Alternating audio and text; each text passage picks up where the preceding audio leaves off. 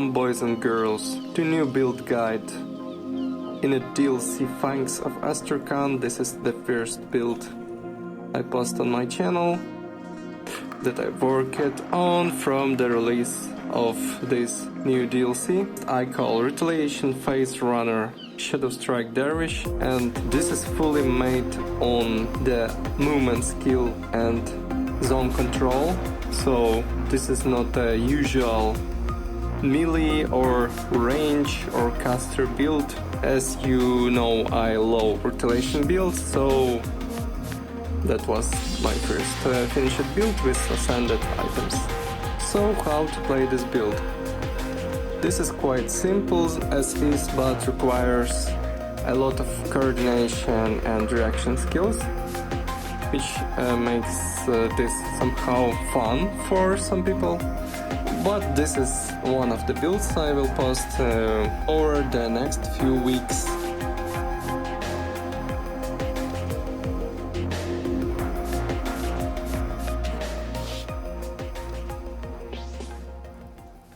Currently I'm using Lokarr's Frostblade, but before that I was using Scion of Noxious Wounds, and I can say with Scion you will have much more DPS as it has bonuses to acid retaliation, and this is a very cheap item. It is not really hard to have one of these legendaries, but to have a good green mist with correct suffix and affix is much more harder, but I can say that Lokarr's in this case gives a lot of tankiness, HP, spirit physical. It is really important, that's why I choose it, but also it makes Shadowstrike more spammable, as with Scion of Noxious Wounds the cooldown is longer, so you can feel the drops of your DPS on cooldowns of Shadowstrike charges, and that's important. Lokarr will cover this cooldown and you will strike more times before charges will be lost, but it's more harder to find a good dagger, a good miss dagger. Another core item for this build is Daega's Oath set. This is epic set, and also it is very squishy and weak set in defensive abilities, but I hope they will do it ascended. So far it discovers the most important parts for this build, and this is core set for this build because it gives a lot of acid retaliation and crits, and also, which is important, a physical resistance, which is hard to stack. Main point here is to have this set items with max physical resistance. This is the most important part. The second is health and offensive ability. Then goes resists and other stats.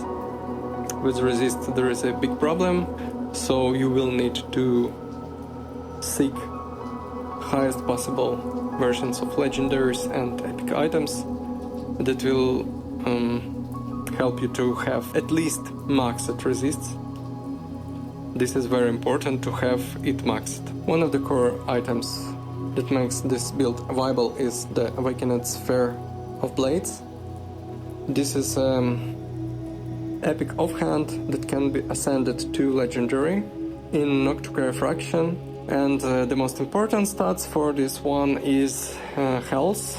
As much as possible roll at acid retaliation. You must pay attention that skill cooldown reduction on the legendary weapon and offhand will do a lot of cooldown for the Shadowstrike, so this is also important. I have the max roll on this, 90%. The amulet Pestilence of Dread must be crafted on the granted skill Plague of Rot. There is an alternative for this one with minus 10 all resists, which will work as well. Also, you need to roll the best acid retaliation bonuses on this one, and I guess offensive ability and crit is very important, but if choose with between, crit is more important than offensive. Mythical Closed Fist of Vengeance also plays the same role for health regeneration, health bonuses, and what is the most important is to get the version of this ring with the max offensive ability bonus, because this ring can have plus 150. Goalless ring can be actually any suffix. Affix is most wanted nature's bounty, because this is one of the things that makes viable health regeneration, which is important to defend yourself from very hard dots and keep this build alive. So you will require to find a good goalless ring, or maybe trade somewhere online. The rings can now be rolled in stats in the new DLC, so you can max up possible resists on it or health bonuses, which is really important.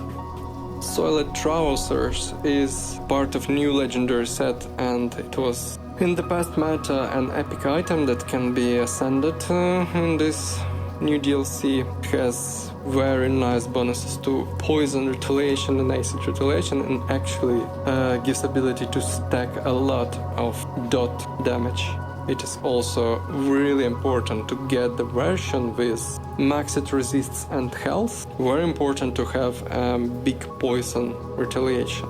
Chains of Anguish is also one of the best items choose for this one, because +1 to all skills covers the lack of skills itself. Only important things, there is lots of damage and OA, and +7 attack converted to health is a great boost of survival ability, but really dangerous proc Anguish that can make this squishy build even more squishy. But as we always moving, the effect of this is mostly negated. Malediction boosts a lot of retaliation damage, and especially poison retaliation dots. Also, this covers a lot of spirit that this build requires to balance in between using attributes. Without Malediction, I would choose the Aurora Relic, but I have no receipt so far, and if you will use it, you will lost a lot of attributes. You will be hard to stack offensive ability in total after changing the relic. Mythical Mark of the Forbidden is actually quite nice. Covers the lack of defensive ability. Need to roll the best acid retaliation, because the difference between 400 and 600 is really dust. For medal you need to craft Ishtak's Mercy moving skill that will help to use the Shadowstrike. You're striking, then using Ishtak's Mercy, moving out of a battle to save your life and also petrify target in the radius. Mythical Venom Spine Greaves also covers the defensive ability that we lack. It has very nice resistance, a lot of resistance, and important to have the version of these boots with the best resists you can get. The Handguards of Perdition actually not the best maybe item here, but the +2 to Path of the Tree gives a lot damage to dots, and because of the health and offensive ability it is really nice. Also there is lots of armor. The build still lacks of stun duration, so as you can see this non-alternative to cover all the needs. But I guess a good crafted gloves can be even better than this one, because that can be even better than this one, but you will need something like affix of Ulzuen's Flame that has at least a fire retaliation that can be converted by the Daega's Oath set from fire retaliation to acid retaliation, and later I will notice this when we'll look on devotion points.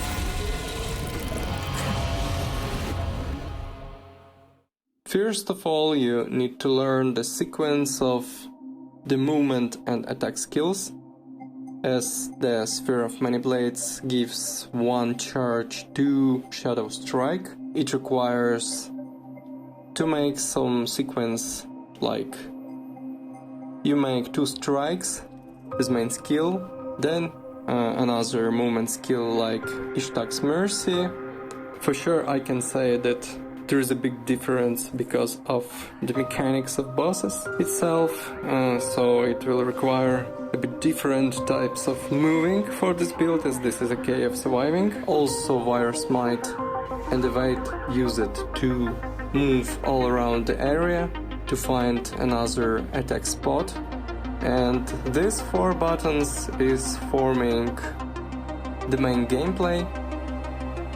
And 2 defensive skills is the Pneumatic Burst and the Ascension that keeps us alive, and later I will tell more about this when I'll be getting to the skills tree. Also we have one more resist reduction from the Amulet. It works quite bad because it casts slow, but this is very useful against bosses that has very large resists, and we have quite a lot of resist reductions here.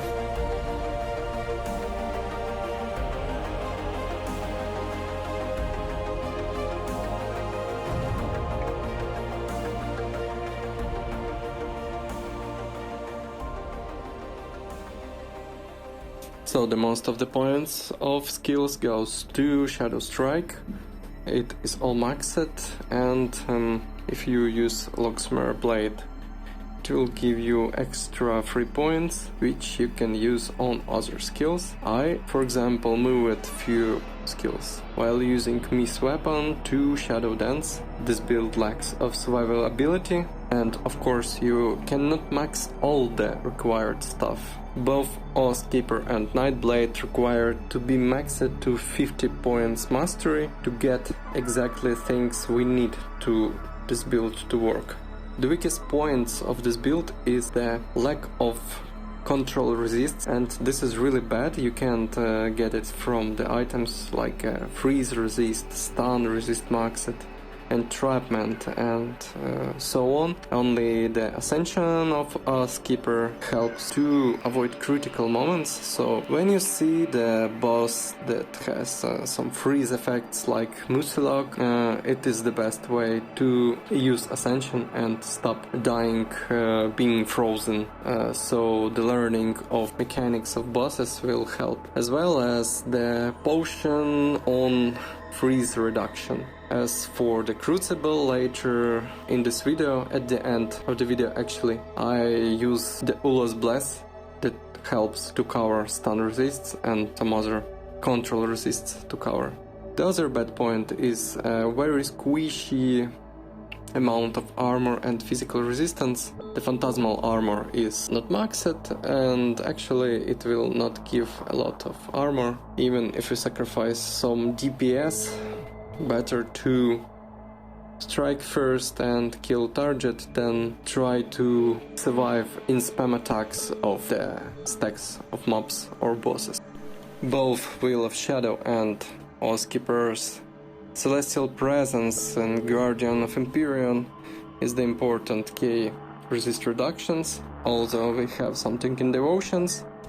Skipper class is focused on bonuses to retaliation damage and some offensive bonuses to retaliation damage. Really important here is the Heaven that gives large boost to lifesteal, healing effects increased by 26%, and also large bonus to health.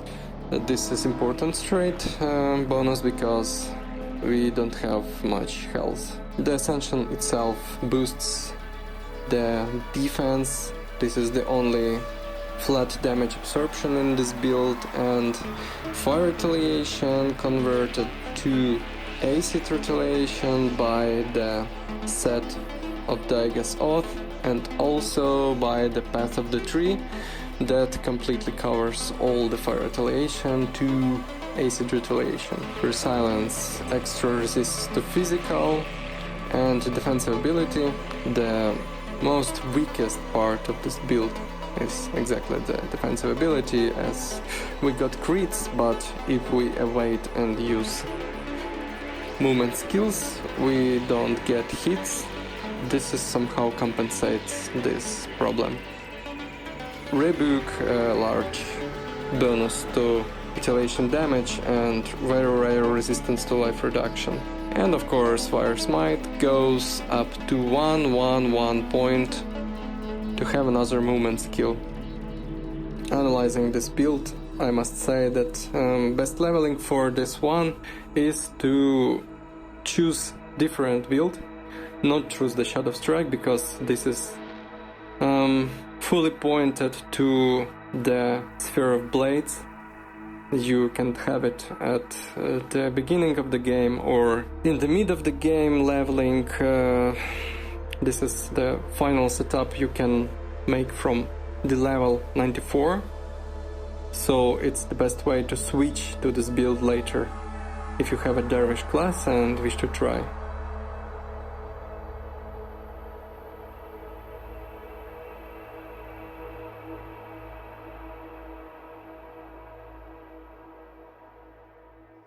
The Devotion Road is focused on two aspects: is to stack acid and poison retaliation damage, and to gain some minimum armor and physical resistance, plus health regeneration as defense from the bleeding or poison dots on our character. For that reason, the Tortoise and Hound with the Autumnborn gives extra physical resistances.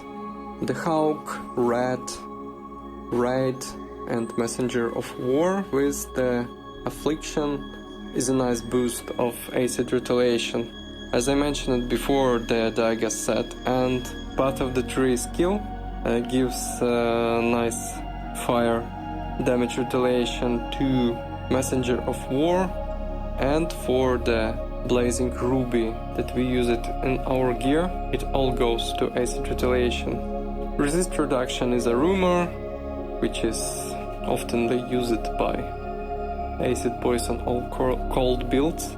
The whole devotion road also helps to boost offensive abilities and crit damage, and the Chariot of the Dead has been improved since the version of the game 1.3.0. Wayward Soul has this new mechanic of life regeneration called restores 5% health per second, and this is actually acts the same as in the Phantasmal Armor Ascension bonuses, restores 200 health per second, for example, or the Resilience Ascension bonus restores 3% health per second, and this is not act like old health regeneration mechanic that recovers life in milliseconds. This one works every second, and I must say, in some cases, especially for the builds that not a melee, this is a good protection from, or even good reduces negative effects of dots.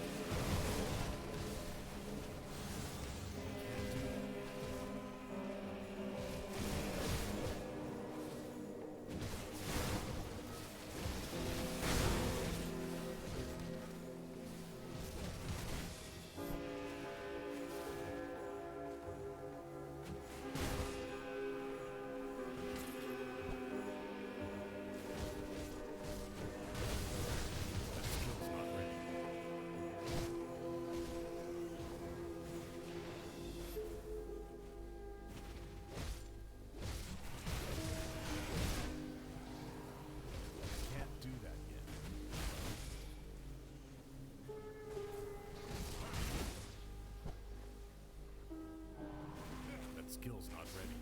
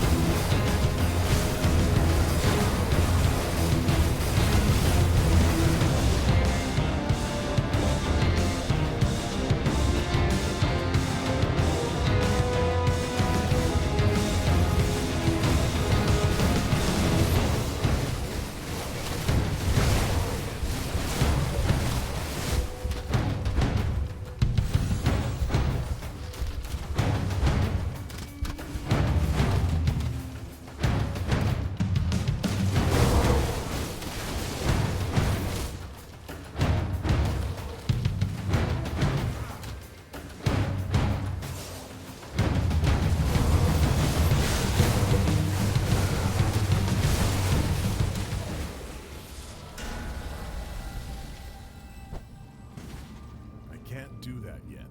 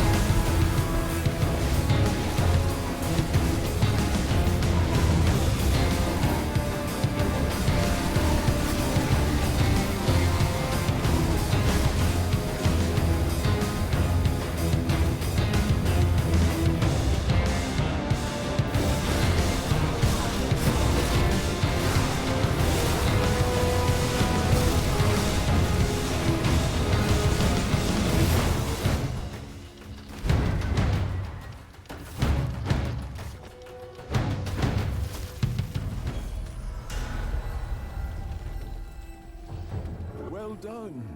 This